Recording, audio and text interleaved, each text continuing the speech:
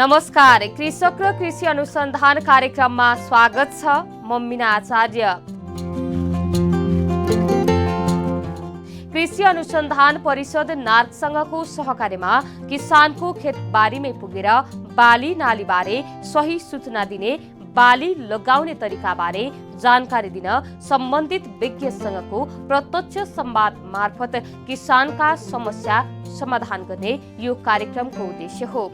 कृषकलाई आधुनिक प्रविधि प्रयोगसँग जोड्न र कृषिलाई थप यान्त्रिकीकरणमा रूपान्तरण गर्न कृषक र कृषि अनुसन्धान कार्यक्रमले जोड दिँदै आएको छ। आज हामीले मत्स्य अनुसन्धान केन्द्र पोखराको बारेमा कार्यक्रम तयार पारेका छौं। विक्रम सम्वत 2018 सालमा ताल विकास केन्द्रको नाममा स्थापना भएको मत्स्य अनुसन्धान केन्द्र पोखराले मत्स्य उत्पादन तथा उत्पादकत्व वृद्धि गर्न उपयुक्त प्रविधिको विकास गरिरहेको छ। त्यति मात्र होइन, विकसित प्रविधि एवं साधन स्रोतहरूको सदुपयोग गरी हाल यस केन्द्रले विभिन्न जातका स्वदेशी तथा विदेशी माछाहरूमा अध्ययन, अनुसन्धान, उत्पादन कार्यक्रम तथा सेवामूलक कार्यक्रम गरी सेवाग्राहीलाई सेवा दिँदै आइरहेको छ। हेरौं यो रिपोर्ट। मत्स्य अनुसन्धान केन्द्र पोखराले वर्षेनी 20 देखि 30 लाख माछाका भुराहरू उत्पादन गर्दै आएको छ। मत्स्य अनुसन्धान केन्द्र पोखराको पछिल्ला गतिविधिको बारेमा केन्द्रित रहेर वरिष्ठ वैज्ञानिक डाक्टर मोहम्मद इकबाल हुसैनसँग गरिएको यो कुराकानी हेरौं।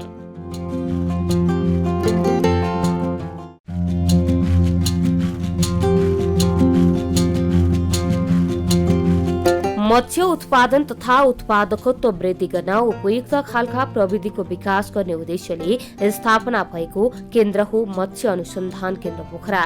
साथै सिमसार तथा जलाशयमा आधारित समुदायको जनजीविका उत्थान एवं प्रवर्धनका लागि जलाशय संरक्षण एवं व्यवस्थापन र उपयुक्त प्रविधिको विकास गर्न र नेपालको पश्चिमाञ्चल विकास क्षेत्रका मध्य पहाडी जिल्लाहरूमा मत्स्य पालक कृषक तथा जलीय स्रोतमा आधारित समुदायमा माछा भुरा उपलब्ध गराउने केन्द्रको रूपमा मत्स्य अनुसन्धान केन्द्र पोखरालाई चिनिन्छ।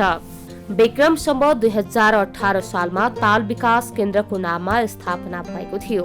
केन्द्रको स्थापनापछि तालहरूमा मत्स्य विकास गर्ने र माछामा आश्रित समुदायको जनजीविकामा सुधार ल्याउने उद्देश्य अनुरूप फेवाताल, बेगनासताल र रूपातालको पर्यावरण तथा जैविक विविधता संरक्षण एवं उपयोगको नीतिको आधारमा कार्यक्रमहरू सञ्चालन भएका थिए। सुरुका चरणमा केन्द्रले पोखरा उपत्यकाका नदी र ताल वरिपरि बस्ने निम्न आय स्तर भएका तथा फिरन्ती जीवन बिताउने जलारी अर्थात् पोडे समुदायलाई जाल थाप्ने र माछा समात्ने प्रविधि सिकाई जीवन स्तरमा सुधार ल्याउने कार्यक्रम सञ्चालन भएको थियो।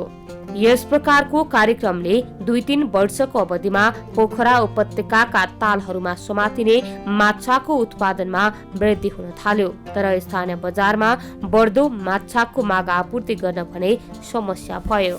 प्राकृतिक आहाराको सदुपयोग गरी माछा उत्पादन वृद्धि गर्न नेपाल सरकार तथा विश्व खाद्य तथा कृषि संगठन र संयुक्त राष्ट्र संघीय विकास कार्यक्रमको संयुक्त सहयोगमा विक्रम सम्वत 2032 देखि 2036 सालसम्म यस केन्द्रमा एकीकृत मत्स्य विकास आयोजना लागू गरिएको थियो। माछा पालन प्रति कृषकहरूको बढ्दो अभिरुचिलाई मध्यनजर गर्दै सो आयोजनाको अवधिमा फेवा, बेगनास र रूपातालको अध्ययन गरी उत्पादकत्वको आधारमा कृषकहरूलाई वैकल्पिक आयस्रोतको रूपमा पेजडा तथा इन्क्लोजरमा माछा पालन कार्य सुरु भयो। यसबाहेक केन्द्रले स्थानीय जातका माछाहरूमध्ये सहर तथा गर्दीको प्रजननमा सफलता प्राप्त गरी व्यावसायिक रूपमा पालन गर्न प्रविधि विकासको लागि अध्ययन अनुसन्धान गरिरहेको छ। आर्थिक वर्ष 2048-49 मा नेपालमा कृषि तथा पशु विज्ञानका क्षेत्रमा प्रभावकारी अध्ययन अनुसन्धान सञ्चालन गरी उन्नत प्रविधिको विकास गर्न नेपाल कृषि अनुसन्धान परिषदको स्थापना भएपछि यो केन्द्र सो परिषद अन्तर्गत सञ्चालन हुँदै आइरहेको छ। यस केन्द्रले मत्स्य एवं जलचर उत्पादनमूलक अध्ययन अनुसन्धान खास गरी मध्य पहाडी भेगको प्राकृतिक जलाशयहरूमा मत्स्य पालन कार्य बढी प्रभावकारी बनाउन अध्ययन अनुसन्धान गरिरहेको छ। साथै नदीनाला, तालतलैया, पोखरी तथा धानखेतमा माछा पालन एवं जैविक विविधताको प्रवर्धन समेतका कार्यहरूमा आवश्यक प्राविधिक ज्ञान, सिप एवं सेवा उपलब्ध गराउन स्रोत केन्द्रका रूपमा समेत कार्य गर्दै आएको छ। विकसित प्रविधि एवं साधन स्रोतहरूको सदुपयोग गरी हाल यस केन्द्रले विभिन्न जातका स्वदेशी तथा विदेशी माछाहरूमा अध्ययन, अनुसन्धान, उत्पादन कार्यक्रम तथा सेवामूलक कार्यक्रम गरी सेवाग्राहीलाई सेवा दिँदै आइरहेको छ।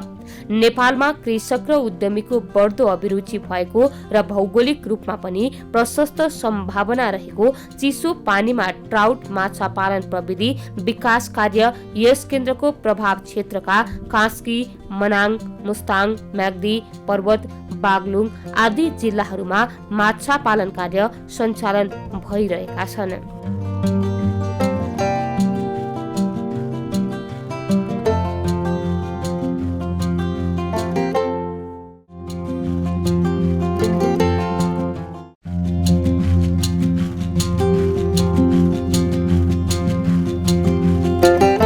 यो चाहिँ नेपाल कृषि अनुसन्धान परिषद अन्तर्गत मत्स्य अनुसन्धान केन्द्र बेगनास हो।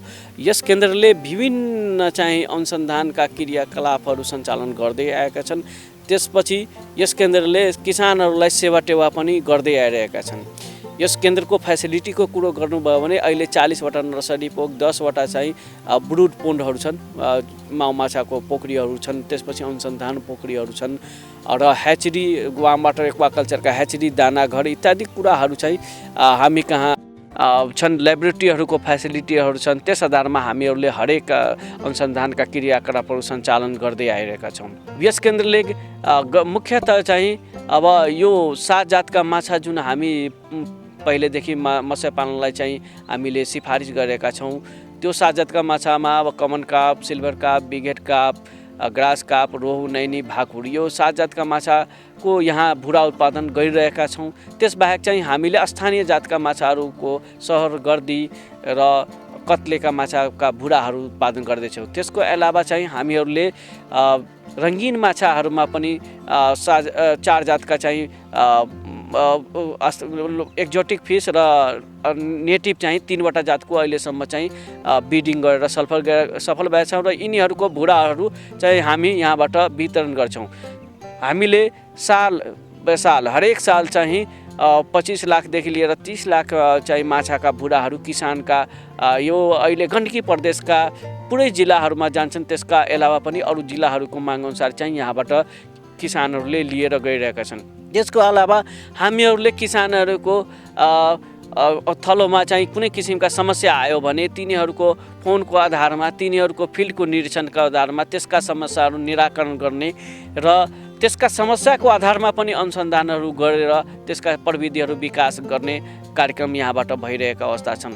त्यसको जब किसानहरूको एउटा पोखरी खन्छु, कुनै नयाँ व्यवसाय गर्छु, त्यसका कुराहरू गर्नु पर्यो भने त्यो बेलामा चाहिँ उनीहरूको असल निरीक्षण गरेर कुन किसिमको पोखरी बनाउनुस्, कुन किसिमको माछा पाल्नलाई उपयुक्त हुन्छन् त्यसको बारेमा चाहिँ हामीहरू किसानहरूलाई चाहिँ त्यही बेला अन द स्पोट गएर त्यसको निरीक्षण गरेर त्यसको प्रतिवेदन अनुसार चाहिँ त्यसलाई सरसल्लाह दिने र त्यसको चाहिँ बाटो गरिदिने, अगाडि बढ्ने बाटो देखाइदिने यो मत्स्य अनुसन्धान केन्द्रले अहिले यी कामहरू गरिरहेका छन्।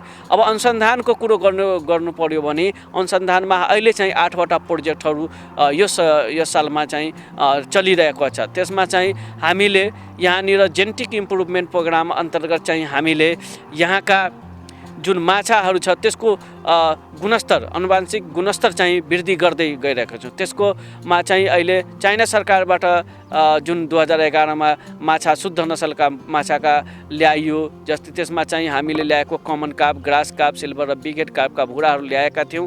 तिनीहरूलाई चाहिँ अब हामीले निजी ह्याचरीहरूमा र सरकारी ह्याचरीहरूमा हुर्काउलामाहरू अहिले चाहिँ वितरण गर्दै आइरहेका छौँ। हरेक साल 5वटा 7वटा ह्याचीहरूमा हामीले वितरण गरेर शुद्ध नसलका माछा भुडाहरू चाहिँ उत्पादन भएर किसानहरूसम्म जाओस् भनेर त्यसको लागि हामी यस केन्द्रले चाहिँ अहिले एउटा जेनेटिक रिसोर्सको रूपमा यो प्योर लाइनका भेराइटीहरू चाहिँ रिसोर्सको रूपमा पोखरीहरूमा मेन्टेन गरिरहेका हरेक लाइनहरू छन्। त्यस्तै गरी चाहिँ हामी विभिन्न केन्द्रहरूबाट ल्याएका कमन कापका जुन माउहरू एक्सचेन्ज प्रोग्रामबाट त्यसलाई चाहिँ अहिले क्रस गरेर एउटा चाहिँ नयाँ चाहिँ ब्रिडहरूको नयाँ क्रस जातहरू प्योर लाइन एडभान्स साइजका चाहिँ बनाउनलाई राम्रो चाहिँ उसले चाहिँ प्रोडक्सन देओस् भनेर त्यस हिसाबले त्यसमा अनुसन्धानहरू गरिरहेका छौँ। यस्तै गरेर हामीले दानामा पनि कम लागतबाट चाहिँ राम्रो दाना एकदम गुणस्तरीय दाना पौष्टिक दाना उत्पादन गर्ने त्यसमा पनि हामी हरेक साल निरन्तर रूपमा लागिरहेछौँ र त्यसका कम्पोजिसनहरू तयार गर्दै बिस्तारै चाहिँ किसानहरूको माग अथवा चाहिँ कुनै फ्याक्ट्रीको माग अनुसार हामीले त्यो दिन सक्छौँ र किसानहरूलाई यसरी यो कम्पोजिसनको दाना खुवाएर तपाईँको उत्पादन राम्रो हुन्छ भनेर त्यसमा चाहिँ हामीले लागिरहेका छौँ। त्यस्तै गरी चाहिँ विभिन्न जातका स्थानीय जातका माछाहरू सङ्कलन गर्दै त्यसलाई घरेलुकरण गर्दै त्यसलाई चाहिँ एक्वाकल्चर टेक्नोलोजीमा लाने कार्यक्रममा पनि हामीहरू चाहिँ निरन्तर रूपमा लागिरहेछौँ। त्यसैको प्रयासले आज सहर गर्दी र कत्ले माछाहरू हामी यहाँ चाहिँ घरेलुकरण गर्नमा चाहिँ हामीले एकदमै चाहिँ राम्रो गर्न सकेको अवस्था हो। त्यस्तै गरी अरू स्थानीय जातका माछाहरू पनि हामी सङ्कलन गर्छौँ र त्यस्तै गरी हामी यी जलारी समुदायको जीविकोपार्जन गर्न र विभिन्न तालमा आश्रित समुदायहरू त्यस्तै नेचुरल आश्रित समुदायहरूमा तिनीहरूको लागि पनि हामीहरू निरन्तर रूपमा चाहिँ अन्तर्क्रिया कार्यक्रम गरेर यो तालहरूलाई कसरी व्यवस्थित गर्ने त्यसबाट बढीभन्दा बढी उत्पादन कसरी लिने यो तालहरूमा चाहिँ कुन जातका माछाहरू अहिलेलाई स्टक गर्ने कुन जातका माछा कति मात्रामा राख्ने इत्यादिको लागि हामीले हरेक साल क्याच डाटाको आधारमा यिनीहरूलाई चाहिँ त्यो माछाहरू रेकमेन्ड गरिदिइरहेछौँ यो जातको माछा स्टक गर्नुहोस् भनेर यिनीहरूको जीविकोपार्जन त्यसैबाट किनभने हरेक साल यिनीहरूले त्यसैबाट माछा मारेर अहिलेसम्म जीविकोपार्जन गर्दै रहेका छन्। त्यस्तै यो तालहरूलाई कसरी संरक्षण गर्ने त्यसमा पनि यिनीहरूको र स्थानीय माछालाई कसरी संरक्षण गर्ने तिनीहरूको लागि पनि हामीहरूले तिनीहरूलाई अवेरनेस प्रोग्राम तिनीहरूकोसँग अन्तर्क्रिया गरेर तिनीहरूलाई चाहिँ यो रेकमेन्डेसन गरिरहेछौँ। यसरी चाहिँ ताललाई पनि संरक्षण गर्ने माछा उत्पादन बढाउने काममा यो मत्स्य अनुसन्धान केन्द्र निरन्तर रूपमा लागिरहेको अवस्था हो। यस्तै गरी चाहिँ हामीले चाहिँ विभिन्न जातका अर्नामेन्टल रङ्गीन माछाहरूको पनि चाहिँ प्रविधिहरू तयार गरिरहेछौँ। त्यस्तै गरी भर्खरै चाहिँ माछा भुडा ढुवानी गर्नको लागि ल्वाङको तेल प्रयोग गरेर सजिलै चाहिँ ढुवानी स्थलसम्म पुर्याउनको लागि त्यसमा पनि हामीले प्रविधि विकास गरिसकेका छौँ। त्यसको पनि हामीले किसानसम्म जानलाई प्रसारमा त्यो लग्ने कुराहरूमा लागिरहेका अवस्था छन्। त्यस्तै गरी न्यूनतम प्रविधिहरूको विकासको क्रममा हामीले सिपीमा मोती पालनको गर्नको लागि पनि हामी चाहिँ अहिले अनुसन्धानहरू गरेछौँ र त्यसबाट पनि प्रारम्भिक नतिजाहरू आइसकेका अवस्था हो र यो प्रारम्भिक नतिजा अनुसार भविष्यमा एउटै पोखरीबाट सिपीमा चाहिँ मोती पालन र सिपीको मासुको बिक्री गरेर र त्यही सिपी चाहिँ एउटै पोखरीमा जहाँ चाहिँ माछाका जातहरू पालन गर्छौँ गरेर यो 3 किसिमले एउटै पोखरीबाट मुनाफा लिन सकिन्छ भनेर एउटा प्रविधि तयार गर्नमा हामी लागेर प्रयासरत छौँ र भविष्यमा चाहिँ यो प्रयासले गर्दाखेरि किसानहरू बढीभन्दा बढी लाभान्वित हुन्छ अनि मेरो अपेक्षा छन्। यस्तै गरी हामीहरूले केज कल्चर एक्वाकल्चर जुन हामीले गरिरहेछौँ केज कल्चर त्यसमा चाहिँ विभिन्न पाराहरू चाहिँ अहिले पनि टेस्ट भइरहेका छन्। त्यसको लागि चाहिँ अब कुन जात कहिले फिट हुने हो कुन जातहरू राम्रो गर्ने हो त्यसको लागि चाहिँ हरेक साल अनुसन्धान हामी गरिरहेका छौँ र किसानहरूलाई यो केज कल्चर कसरी गर्ने पेन एक्वाकल्चर कसरी गर्ने तिनीहरूमा चाहिँ हामी प्रयासरत छौँ र त्यसको लागि टेक्नोलोजी पनि भइसकेको अवस्था छन् र तिनीहरूमा चाहिँ त्यसको परिमार्जन गर्ने काममा हामीहरू जहिले नै लागि परेका हुन्छौँ। यो केन्द्रबाट चाहिँ अब जेनरली चाहिँ माछा भुडाको डिमान्डको कुरो गर्नुभयो भने यो चाहिँ पहाडी जिल्लामा तपाईँको ग्रास काप सिल्भर बिगेट काप र कमन कापको मात्र डिमान्ड छन्। रोहु नैनी जातका माछाहरू बढ्दैन त्यस कारण तिनीहरूको डिमान्ड छैनन्। भाकुरको पनि डिमान्ड छैन। इन्डियन मेजर काप त्यसलाई भन्छन् त्यसको डिमान्ड छैन र ग्रास काप कमन काप र सिल्भर बिगेट कापको अत्यधिक भुडाको माग हुन्छन् जो हाम्रो यो केन्द्रले मात्रै पुर्याएर अहिले पुगिरहेछ। किनभने अहिले दिनादिन चाहिँ पोखरीको सङ्ख्या बढ्दैछन् किसानहरू बढ्दैछन् त्यसकारण त्यो किसानहरूलाई चाहिँ हामीहरूले बढ्दै गएको डिमान्डलाई यो केन्द्रले मात्रै अब पुरा गर्ने किनभने हाम्रो काम अनुसन्धानका काम हो। अब लाइनहरू विभिन्न किसिमका माछाहरूको एउटा लाइनहरू मेन्टेन गर्नु छ, त्यसैमा पोखरी हाम्रो सबै चाहिँ इन्गेज हुन्छ। त्यसकारण अब चाहिँ सरकारले चाहिँ अरू ठाउँमा पनि यस्तै निजी ह्याचेरीहरूको भयो भने बल्ल किसानको डिमान्ड पुरा हुन्छ। त्यसकारण हामीले 50% भन्दा बढी अहिले डिमान्ड चाहिँ पुरा गर्न सकेका छैनौँ। बुढाको आत्मनिर्भर बनाउन सकिन्छ, तर एउटा कुरो हामीले बुझ्न के छ भने हाम्रो जुन गण्डकी प्रदेशको जुन पर्यावरण छ नि, यो मध्य पहाडी भाग छ नि, यहाँ चाहिँ माछाको वृद्धि त्यति राम्रो हुँदैन। यो बुझिराख्नुपर्ने कुरो के छ भने तराईको तुलनामा यहाँ माछाको वृद्धि 50% कम हुन्छ। त्यसकारण हामीले त्यसै किसिमका टेक्नोलोजी डेभलप गर्यो र तिनीहरू किसानहरू पनि त्यस्तै किसिमका काम गरिदियो भने अवश्य नै आत्मनिर्भर हुन सकिन्छ। हाम्रा धेरै तालका रिसोर्सहरू छन्, नदीहरू छन्, पोखरीहरू पनि चाहिँ बनाउन सक्ने अवस्था छन्। त्यस किसिमले किसानहरू आइदियो भने त्यसमा गर्न सक्ने कुराहरू छन् हैन। तर तराईको तुलनामा वृद्धि विकास कम भएको हुनाले उत्पादन कम पक्कै हुन्छन्। तर त्यही पनि हाम्रो प्रयास राम्रो भयो भने अब यहीँको लागि भनौँ नि मध्य पहाडी भागको टेम्परेचरमा सुहाउँदो चाहिँ अरू माछाहरू पनि ल्याउन सकिन्छ। संसारभरि छन्, त्यसलाई ल्याएर पनि हामीले त्यसलाई यदि डोमेस्टिकेसन गर्यो भने गर्न सकिन्छ। तर किसानले अब त्यसमा अलि इन्भेस्टमेन्ट बढी हुन्छन्। अब के छ भने रैथाने माछा यहाँको माछा खानलाई के भन्छ ग्राहकहरूले पैसा बढी तिर्न तयार छन्। त्यसकारण हामीले यी रैथाने माछाहरूलाई डोमेस्टिकेसन गरिरहेछौँ। भोलिको दिनमा प्रोडक्सन प्रोग्रामहरू चाहिँ गर्दाखेरि कुन महिनामा गर्ने भनेर र कुन किसिमका दाना खुवाउँदाखेरि तुरुन्त माछा हुर्किन्छ हैन। त्यसमा किसानहरू अहिलेसम्म पनि किसानहरू एक्सटेन्सिभ किसिमका भन्नाले उनीहरूले दाना चाहिँ फ्लोटिङ फिडहरू हाल्ने किसिमका छन्। धेरै जसोले त्यही ढुटा र पिनाको भरमा अहिलेसम्म चलिरहेछन्, त्यो पनि धेरै कम मात्रामा राख्ने गर्छन्। त्यसकारण उत्पादन बढाउनको लागि त मुख्यतः हामीले पोखरीहरूलाई राम्रो चाहिँ पानीको गुणस्तर मेन्टेन गर्दै राम्रो किसिमको गुणस्तरीय दाना खुवायो भने प्रोडक्सन बढिहाल्छ नि।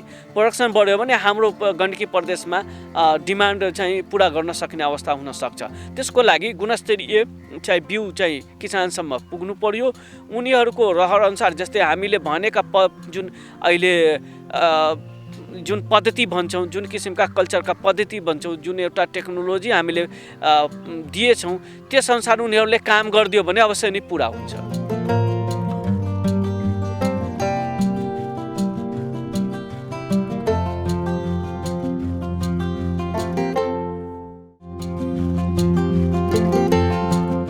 हवस् त अहिलेलाई कृषक र कृषि अनुसन्धान कार्यक्रम यति नै। अर्को हप्ता नयाँ विषयवस्तु सहित पुनः उपस्थित हुने नै छौँ। त्यतिन्जेलसम्मका लागि बिदा दिनुहोस्। नमस्कार।